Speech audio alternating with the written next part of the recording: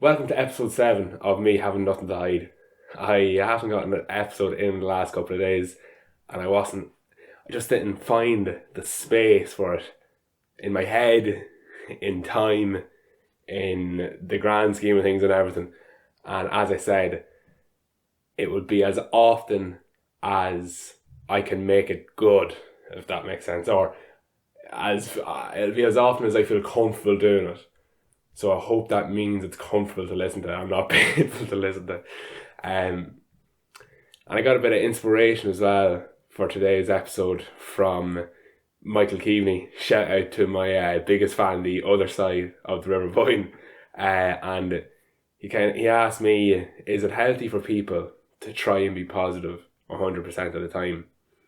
And I think the short answer is no. And maybe it's obvious, but I think a bit of elaboration on it is worthwhile, and a bit of thinking about it is worthwhile. So there's a kind of common goal, or like a common theme that you see on social media, and you see even in kind of self-help advice, like, be positive, stay positive, that kind of thing. And I really think it's so unhelpful. Like, stay positive, be positive. No, it's really, really bad advice. And it's not fair to the human condition. Like, to be human means to be human means to experience different aspects of the human condition. So sadness, joy, anger, happiness, fear, elation, all these different emotions, and I've described that before.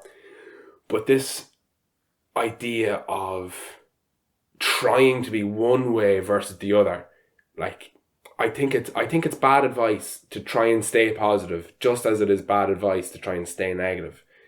Take the current circumstances into consideration. Being positive or staying positive in this pandemic could be stupid. So being positive could be, or staying positive could be construed as, oh, I'm going to stay positive because I'm not vulnerable, so I'm going to get out there and interact with people and just keep my best side out. Well, no. Trying to approach a crisis situation by staying positive can result in you making bad decisions. How can I make it clearer? I'm not happy with how I'm explaining it.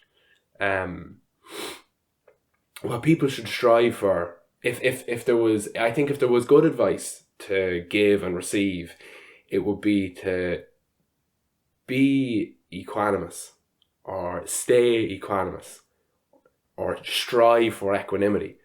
So it's not staying positive, it's not being negative, it's just being, it's acknowledging things for how they are, as opposed to interpreting them in a positive or negative way. Things aren't positive or negative, they just are. And now, I'm not disencouraging you from, feeling happy when you have every reason to be happy. Or if you have no reason to be happy, I'm not saying you shouldn't be happy. And if you've no reason to be sad, and if you have every reason to be sad, I'm not saying you should or shouldn't feel that way.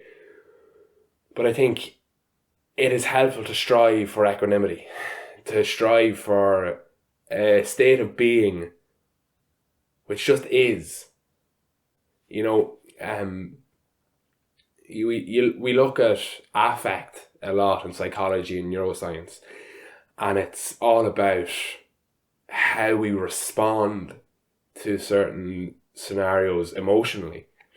And I think it is part of being human, but if we're to transcend what that means, if we're to transcend our humanity, it's that we just are, instead of I am happy, I am sad, I am joyful, I am fearful. No, you just are, you know? And that's neither a good or a bad thing. I hope this rambling gets you thinking about what it means to be positive and to be negative, and what is and isn't helpful. As you can see, I'm still trying to, make it clearer in my own mind and in my own speech, and I suppose it is complex. Joe, what do you think? Is it helpful to be positive? Is it helpful to be negative? Or is it better to be equanimous, to strive for equanimity, to be on a, to be, to not be responsive, to just be. You don't have to be any way. You just are. It sounds kind of, I'm hearing myself and it sounds so wishy-washy, it sounds kind of new agey. And I suppose I have to be more precise with my language, and maybe I'll be able to do that in my writing or something. But this is me having nothing to hide, so I'm going to do my best in this moment and share it with you. Thanks a million for watching.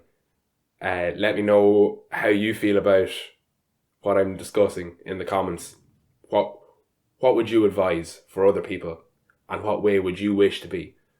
Hope you're all staying safe, and I look forward to doing this again, and I hope you look forward to listening to me or watching me again.